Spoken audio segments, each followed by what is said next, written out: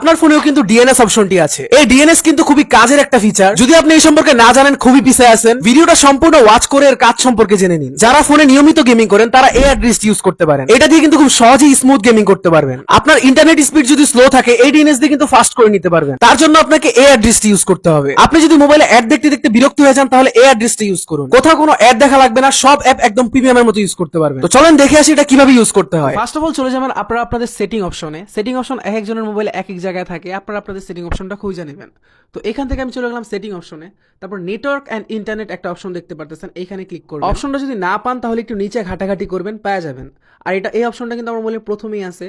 তো এখান থেকে প্রাইভেট ডিএনএস এই অপশনটা আমরা সিলেক্ট করব। নেটওয়ার্ক অপশনে কিন্তু প্রাইভেট ডিএনএস অপশনটা আপনারা পেয়ে যাবেন। অলরেডি আমি একটা ডিএনএস ইউজ করতেছি, তো এটা আপাতত আপনাদের দেখানোর জন্য অফ করে দিলাম। তো আবার এখানে ক্লিক করবেন, তারপর private DNS provider host name এই অপশনটাতে সিলেক্ট করবেন। আমি এই লিঙ্কটা ইউজ করছি যাতে অ্যাড দেখা না লাগে, আপনারাও চাইলে এটা ইউজ করতে পারেন। সিম্পলি আমি যে ডিএনএস লিঙ্কগুলো দিছি এইখানে সেগুলো কপি করে পেস্ট করে দিবেন। তারপর সেভ অপশনে ক্লিক করে কিন্তু আপনারা আপনাদের ডিএনএসটা রান করতে পারবেন। আমি আপনাদের একটা লাইভ উদাহরণ দেখাই নিই।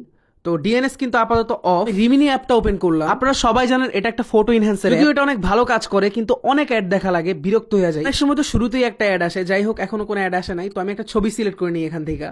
তো এনহ্যান্সে ক্লিক করার সাথে সাথে কিন্তু আমাদের একটা অ্যাড দেখাতে দেখতেই হবে, এটা বাধ্যতামূলক।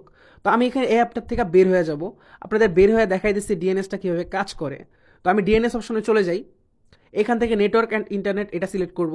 তারপর আপনাদের প্রাইভেট ডিএনএস, দেন প্রাইভেট ডিএনএসটা প্রোভাইডারটা অন করে দিই। অন করার পর আমি পুনরায় আমার রিমিনি অ্যাপটাতে চলে যাই। দেখা যাক ওপেন করার পর কোনো অ্যাড আসে কিনা। তো এখন পর্যন্ত কোনো অ্যাড আসে নাই। ছবি সিলেক্ট করে দেখি কি অবস্থা। তো আশা করি কোনো অ্যাড আসবে না, আমি এটা রেগুলার ইউজ করি। তো দেখতেই পাচ্ছেন কোনো অ্যাড ছাড়াই কিন্তু ছবিটা আপলোড হওয়া শুরু হয়ে গেছে। অ্যান্ড আমাদের ছবি কিন্তু রেডি, কোনো অ্যাড দেখা ছাড়াই এটা ডাউনলোড করে আমরা নিতে পারবো। ভিডিওটা ভালো লাগলে অবশ্যই আমাকে ফলো করবেন।